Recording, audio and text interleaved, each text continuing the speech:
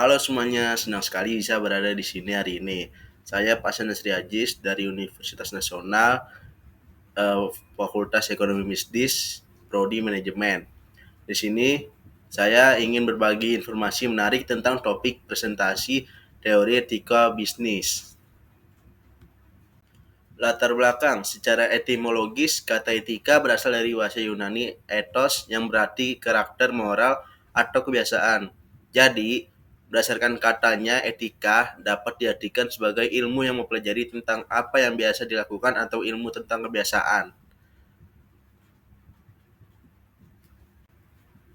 Jadi di sini ada 4 poin macam-macam teori. Yang pertama, teori deontologi.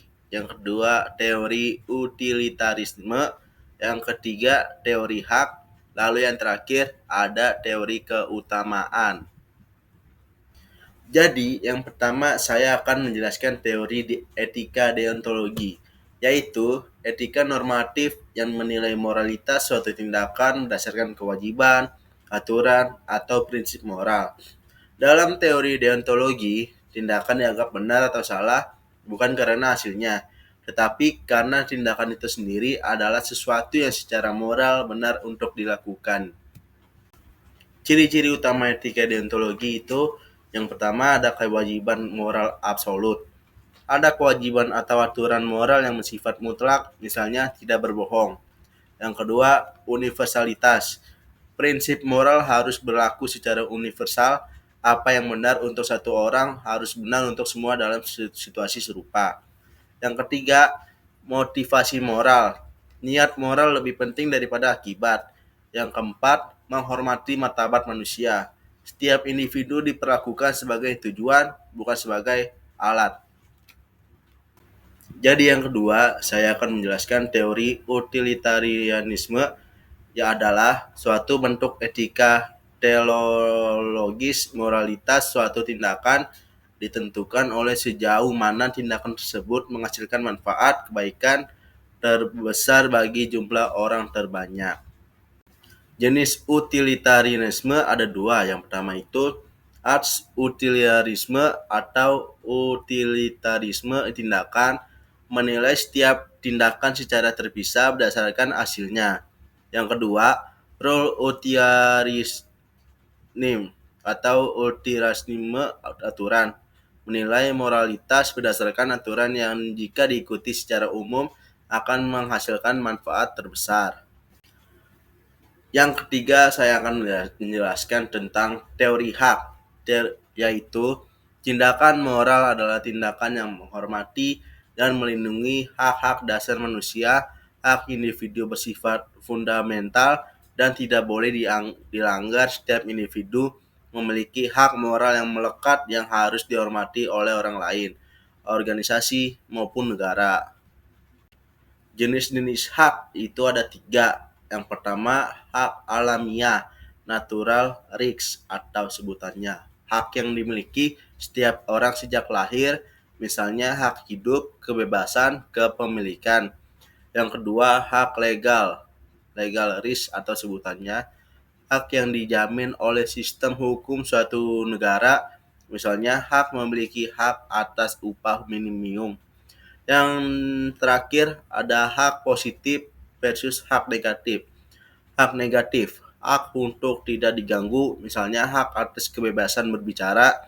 Hak positif itu hak untuk memperoleh sesuatu, misalnya hak atas pendidikan, hak atas layanan kesehatan. Lalu yang terakhir, saya akan menjelaskan tentang teori keutamaan atau virtue ethics. Karakter moral seseorang, keutamaan pribadi, pembentukan karakter prinsip dasarnya tindakan yang baik berasal dari pribadi yang baik. Nilai-nilai kebijakan, virtus atau fokus utama teori ini adalah menjadi orang seperti apa, bukan hanya apa yang harus dilakukan. Di sini saya akan menjelaskan tentang jenis-jenis keutamaan. Jenis-jenis keutamaan itu ada 3. Yang pertama itu keutamaan moral. Keutamaan ini berhubungan dengan kebiasaan dan karakter baik dalam kehidupan sehari-hari, seperti keberanian, berani dalam menghadapi bahaya tanpa ceroboh. Yang kedua itu keadilan, memperlakukan orang lain secara adil dan pantas. Yang ketiga itu pengendalian diri atau temperance, mampu mengendalikan hasrat dan keinginan. Yang keempat itu kedermawaan, suka memberi dengan tulus. Yang kelima itu kejujuran, berbicara dan bertindak berdasarkan kebenaran. Yang kedua itu ada keutamaan intelektual atau intellectual virtues. Ini adalah keutamaan yang berkaitan dengan pikiran, pengetahuan, dan kebijaksanaan. Kebijaksanaan atau pronis, kemampuan menilai dengan baik dan membuat keputusan bijak. Pengertian understanding, memahami hal secara mendalam.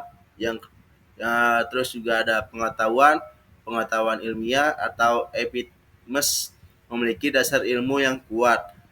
Ya, terus ada kecerdasan intuitif atau nos, memahami prinsip dasar secara cepat dan benar. Lalu ada kreativitas, menghasilkan ide baru dengan nilai. Lalu yang ketiga itu ada keutamaan teologis dalam konteks religius seperti dalam etika Kristen. Yang pertama itu ada iman, yang kedua itu ada harapan, yang ketiga itu kasih, agape atau love. Baik, sebagai penutup, izinkan saya menyampaikan kesimpulan dari presentasi ini. Etika bisnis merupakan bagian dari etika terapan yang membahas prinsip moral dan nilai-nilai yang seharusnya menjadi pedoman dalam perilaku bisnis. Dalam praktiknya, etika bisnis membantu perusahaan dan individu untuk membuat keputusan yang tidak hanya sah secara hukum, tetapi juga benar secara moral. Semoga paparan ini bisa menjadi dasar dalam memahami dan menerapkan prinsip-prinsip etika dalam kehidupan sehari-hari. Terima kasih atas perhatian Anda. Assalamualaikum warahmatullahi wabarakatuh.